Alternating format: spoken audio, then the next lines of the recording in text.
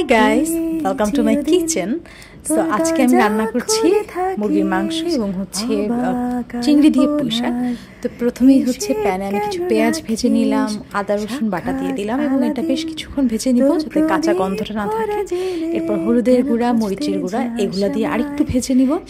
এরপর আমি আমার হাতে বানানো একটা মশলা দিব, সেটা হচ্ছে জয়ফল, জয়ত্রী, কালো গোলমরিচ এবং জিরার গুঁড়া ভেজে ব্লেন্ড করা। এরপর এটা আরও কিছুক্ষণ কষাবো, কারণ কষানোটাই আসলে মেইন একটা রান্নার ক্ষেত্রে। কষানো যত ভালো হবে আপনার রান্না তত বেশি টেস্ট হবে। এরপর চিকেনটা দিয়ে আরও কিছুক্ষণ কষিয়ে এরপর আমি রান্নাটা শেষ করব।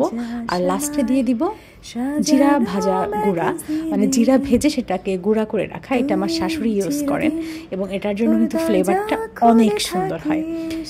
যাই হোক, আমার রান্নাটা এটা শেষ। এরপর একটু ঝাল দিলাম, কারণ ঝালটা একটু কম হয়েছিল। এটা দেওয়ার পরে আমি আরও কিছুক্ষণ ভেজে নিয়েছিলাম।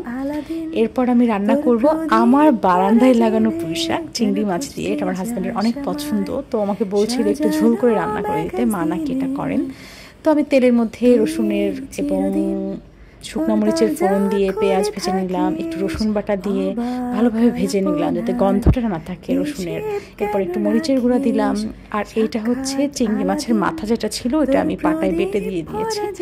এরপর দিব চিংড়ি মাছ, আরও কিছুক্ষণ কষিয়ে নিব এবং কষানো হয়ে গেলে আমি এক্সট্রা কোনো পানি দিব না, কারণ আমার শাক থেকেই পানি বের হবে।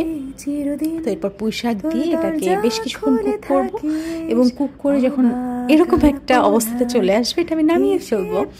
সো আমরা অনেক মজা করে আজকে ডিনারটা করলাম। আল্লাহ হাফিজ।